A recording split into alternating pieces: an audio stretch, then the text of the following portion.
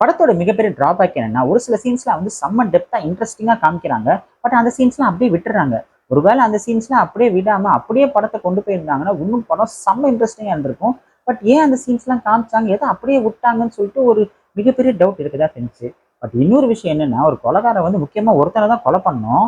அவன கொலை பண்றத விட்டுட்டு இன்னொருத்தன கொலை பண்ணும்போது, "எப்ப நீ அவன தானப்பா கொலை பண்ண, இவன ஏன்டா கொலை பண்ண வரன்னு" சொல்லிட்டு ஒரே கன்ஃப்யூஷனா இருந்துச்சு. பட் இருந்தாலும் வந்து இவ்வளோ ஃப்ளாஸ் இருந்தாலும் லாஸ்ட் 30 மினிட்ஸ வந்து நமக்கு வந்து ஒரு என்கேஜிங்கா காமிச்சிருக்காங்க. மொத்தத்துல இது யாருக்கான படம் அப்படின்னு பார்த்தீங்கன்னா, புதுசா எதிர்பார்க்கிறவங்களுக்கு இது ஒரு நல்ல அட்டெம்ப்ட்டா இருக்கும். நார்மல் அண்ட் ஃபேமிலி ஆடியன்ஸ்க்கு கண்டிப்பா இது ஒரு ஒன் டைம் வாட்சபிள் மூவியா அமையும். ஓவராலா இந்த மார்கன்ல ஒரு மார்க்கமான ஸ்கிரீன் பிளே இருந்தாலும், சில பல இடத்துல சில ஃப்ளாஸ் இருந்தாலும், எக்ஸ்பெக்டேஷன்ஸ் எதுவும் செட் பண்ணாம இந்த படத்த பார்த்தீங்கன்னா, ஒரு டீசென்ட்டான த்ரில்லர் படம் பார்த்த ஒரு எக்ஸ்பீரியன்ஸ் கண்டிப்பா கிடைக்கும். சில விசச்செடிகளை பிடுங்கும்போது மொத்த தோட்டத்தையும் அழிக்க வேண்டியது இருக்கும்.